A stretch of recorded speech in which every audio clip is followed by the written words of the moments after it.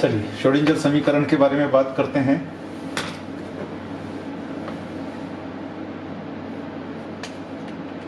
चलिए श्रोडिंगर समीकरण के बारे में बात करते हैं।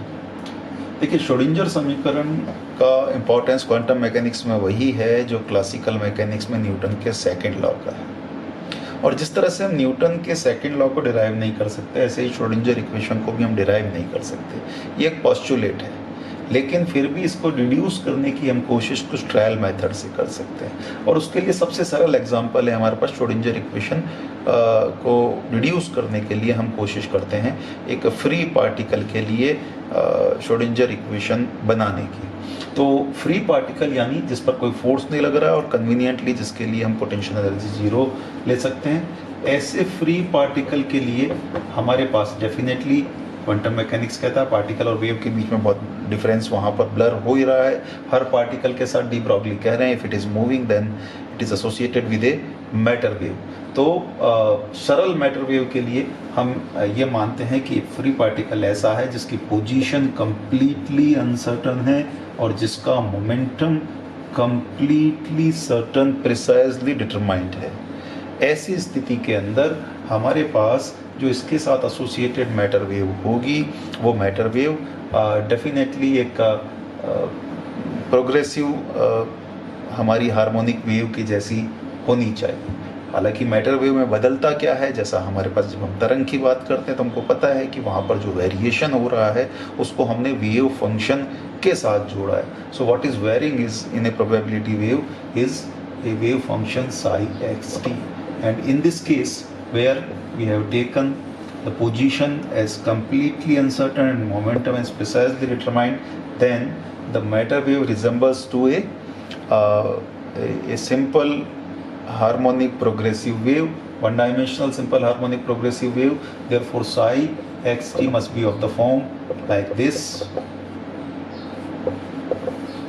और ये होना चाहिए साइन या कॉस के फॉर्म में। तो हमारे पास ऐसा वेव फंक्शन हो सकता है इस पर्टिकुलर कंडीशन के लिए, हम ये मान सकते हैं, या इनका कोई लीनियर कॉम्बिनेशन भी हो सकता है। तो प्रश्न उठता है कि हमारी जो तरंग समीकरण होगी जो इसको गवर्न करेगी, जिसके की सॉल्यूशन ही होंगे, वो कैसी होगी, जो श्रोडिंगर इक्वेशन जिसको हम कह रहे हैं। तो कैसी होगी हमें नहीं पता, लेकिन इतना जरूर पता है कि वो कुछ शर्तों को सेटिस्फाई करने वाली होनी चाहिए। कौन कौन सी शर्तें? तो पहला, इट मस्ट बी लीनियर, रेखिक होनी चाहिए। क्यों रेखिक होनी चाहिए? क्योंकि रेखिक इसलिए होनी चाहिए कि हमारे पास ये जो सॉल्यूशन आएंगे, जो वेव फंक्शन जो हमारी श्रोडिंगर इक्वेशन कहलाएगी, उसके जो सॉल्यूशन आएंगे वो सुपर इम्पोजिबल होने चाहिए। क्योंकि हमने इलेक्ट्रॉन इंटरफेरेंस एक्सपेरिमेंट में या वेव पैकेट बनाते समय देखा है कि ये यहाँ पर हमको ये ऑप्शन रखना पड़ेगा कि हमारे जो वेव फंक्शन है they should be superimposable, ताकि हमको एक फाइनल रिजल्ट मिले। दूसरा, it should be free from any variables that are associated with the motion of the particle. यानी कि किसी तरह से मोमेंटम की बात करें, हम एनर्जी की बात करें, यानी दूसरे शब्दों में हम के और ओमेगा की बात करें। के और ओमेगा हमको पता है कि किस तरह से जुड़ते हैं, P इज एच क्रॉस के and E is H cross omega. इनसे फ्री होनी चाहिए। गति के किसी भी तरह के चर उस समीकरण में नहीं आने चाहिए। क्यों नहीं आने चाहिए? क्योंकि यदि गति के चर आएंगे तो हमको कई सारी तरंगों का अध्यारोपण यदि करना होगा तो उनके अलग अलग तरंगों के लिए उनकी वैल्यू अलग होगी and it will be very difficult to superimpose. यानी ये दो शर्तें हमको चाहिए कि रेखिक हो और गतिकीय चर वहाँ पर नहीं आए। ऐसी समीकरण के लिए हम ट्रायल मेथड से देखते हैं। तो सबसे पहले जो सबसे सरल हमारे पास तरंग बनती है वो तरंग हमने छोटी कक्षाओं में पढ़ी। एक विमीय हमारी जो तरंग समीकरण जो एक ट्रांसवर्स वेव एक तनी हुई डोरी में हमने देखी, वो del 2 y by del x square is 1 upon gamma del 2 y by del t square. और यहाँ पर क्योंकि बदल y की जगह साई रहा है इसलिए मैं इसे साई कह देता हूँ। ये समीकरण क्या हमारे इस मैटर वेव को के व्यवहार को दर्शा सकती है, जिसके सॉल्यूशन ये होंगे। तो करके देखें। हमने जो कंडीशन मानी है delta x is infinite and delta P x is 0, ऐसी कंडीशन के अंदर साई x3 हमने कहा कि ये इस तरह का होगा या माइनस आयोटा और साइन और कॉस की फॉर्म में होगा।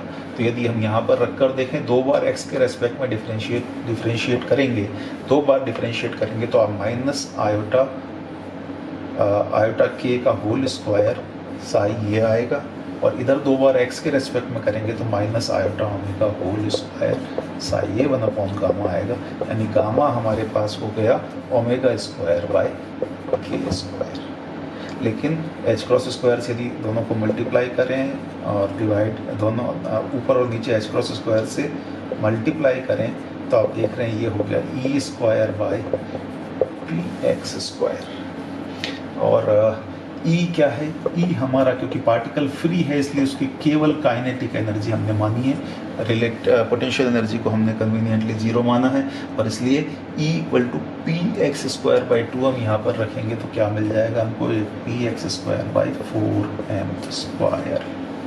यानी कि ये गामा जो, यदि हम इस तरह की समीकरण को माने कि इसको गवर्न करती है, तो ये जो गामा होगा उसके अंदर पी एक्स आएगा, एंड पी एक्स वेरिएबल है मोशन का, इसलिए ये हमारी उस शर्त को जिसको हम सुपर इम्पोज करने के लिए सोचा था उसको डेफिनेटली वायलेट करता है। इसलिए ये समीकरण तो कतई हमारी अपेक्षित श्रोडिंजर समीकरण नहीं आ सकती। इसलिए श्रोडिंजर ने ये सजेस्ट किया कि चलिए इसकी जगह हम ये कोशिश करके देखते हैं, ये इसकी जगह यदि हम ये समीकरण रखकर देखें 1 gamma del psi by del T तो क्या होता है। तो रखकर देखें, यहाँ पर हमारे पास क्या आएगा? आयोटा के होल स्क्वायर साई, और यहाँ पर होगा 1 गामा, और ये होगा माइनस आयोटा ओमेगा साई। तो गामा क्या हो गया? गामा इज ओमेगा बाय के, gamma is iota omega by के स्क्वायर। ओके, माइनस और minus, this is minus cancels, iota omega by के स्क्वायर। और यदि हम इसको h स्क्वायर से ऊपर मल्टीप्लाई करें और h स्क्वायर से नीचे, तो ये हो गया मेरा iota h cross P X by, sorry it is e, h cross omega is e by, this is P X square. लेकिन हमको पता है कि हमारे फ्री पार्टिकल के लिए E is px square by 2m, so therefore E by px square is 1 by 2m, so gamma is iota h cross by 2m, and this is it. This is what we wanted, कि हमारा जो gamma हो वो किसी भी तरह के variable से, डायनामिकल वेरिएबल से फ्री हो, so mass is fix for the given particle, h cross is a constant. तो हमारी ये equation desired equation free particle के लिए है, और इसे हम कहते हैं 1 dimensional Schrodinger equation for free particle. यानी कि यदि हम इसमें गामा की वैल्यू रखें इस समीकरण में, तो हमारी ये समीकरण जो बन जाएगी वो 1 dimensional Schrodinger equation for free particle होगी 1 गामा। यानी हम गामा को इधर ले लें तो iota h cross by 2m del psi by del T, और यदि आयोटा h क्रॉस से पूरी इक्वेशन को यदि हम मल्टीप्लाई कर दें तो हमारी ये इक्वेशन बन जाएगी आयोटा यानी minus iota square, so minus h cross square by 2m del 2 psi by del T square equal to iota h cross del psi by del T. ये वो समीकरण है जिसकी हमें तलाश थी। ये एक समीकरण है जो फ्री पार्टिकल के लिए, जो एक विमा में एक विमीय गति कर रहा है, उससे संबंधित जो द्रव्य तरंग है उसको निरूपित करती है ये समीकरण।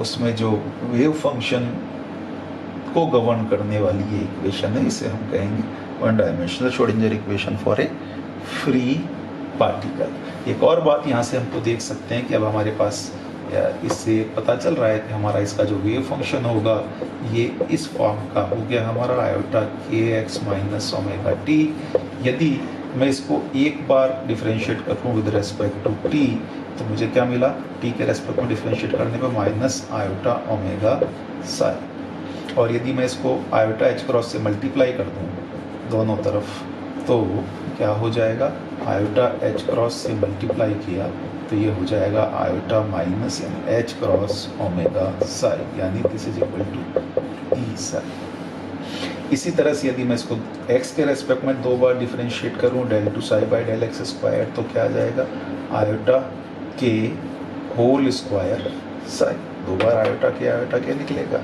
और यदि मैं इसको minus H square by 2m से मल्टीप्लाई कर दूँ तो क्या हो जाएगा, iota square is minus and minus H cross square के स्क्वायर बाई 2m साई, यानी P X square by 2m Sai. तो यदि मैं लेफ्ट हैंड साइड को और राइट हैंड, इन दोनों के लेफ्ट हैंड साइड को और राइट हैंड साइड को देखूं और अपनी इस समीकरण में रखूं, तो आप देखिए P X square by 2m psi is E psi, यानी ये हमारी क्लासिकल एनर्जी इक्वेशन के संगत है। इसके अलावा क्वांटम मैकेनिक्स में जो डायनेमिकल वेरिएबल्स हैं उनको हम ऑपरेटर से रिप्रेजेंट करते हैं, यानी यदि हम इस समीकरण को देखें तो इस समीकरण के हिसाब से मैं लिख सकता हूँ iota H cross del by del T corresponding operator है ई का, iota H cross del by del T. और इसी तरह से यहाँ देख सकते हैं, इन दोनों को देखें तो minus iota H cross by 2m हमारा माइनस आयोटा, सॉरी हम मोमेंटम ऑपरेटर की बात करें तो 2m तो कैंसिल हो जाएगा, so it is iota minus iota H cross del by del X, ये हमारा मोमेंटम का x डायमेंशन में ऑपरेटर हो गया। यदि हम सिंगल बार x से ये करते हैं तो minus iota H cross del by del X, ये हमारा मोमेंटम। तो हम आगे देखेंगे इन सारी बातों को कि किस तरह से वेरिएबल, हर वेरिएबल के लिए, हर डायनेमिकल वेरिएबल के लिए एक ऑपरेटर होता है। तो कुल मिलाकर हमारी ये जो समीकरण हमने निकाली और ये देखा कि हमारी क्लासिकल एनर्जी इक्वेशन के संगत है, और इसके कारण हम ये जो वेरिएबल्स हैं पी एक्स और ई, इनके करस्पॉन्डिंग ऑपरेटर डिफाइन कर सकते हैं जो इन वेव फंक्शन पर लगेंगे। तो हमको आइगन वैल्यूज के रूप में इनको हम परिभाषित करेंगे बाद में, आइगन वैल्यूज क्या होता है, आइगन फंक्शन क्या होता है। लेकिन इस तरह से हमने एक डिराइव इसको नहीं किया है, बल्कि हमने एक ट्रायल मेथड से इसको रिड्यूस करने की कोशिश करी है। और अभी ये केवल फ्री पार्टिकल के लिए जो एक विमा में गति कर रहा है, इसके आगे क्योंकि एक सच्चा एक वास्तविक कण जो होगा उस पर निश्चित रूप से कोई न कोई बल लग रहा होगा, तो बल क्षेत्र में गति करने वाले कण के लिए श्रोडिंगर समीकरण कैसी होगी, 3 विमा में कैसी होगी, इन सब चीज़ों को आगे देखेंगे। एक और बात इसके साथ जोड़ने वाली है, वो ये है कि हमने ये सारी इक्वेशन जब शुरू करी है तो ये नॉन रिलेटिविस्टिक हमारा रिलेशन है, यानी श्रोडिंगर इक्वेशन में हमने ये माना है कि पार्टिकल की speed is much less than that of light. तो इसलिए इन बातों को ध्यान में रखते हुए हम आगे बढ़ें।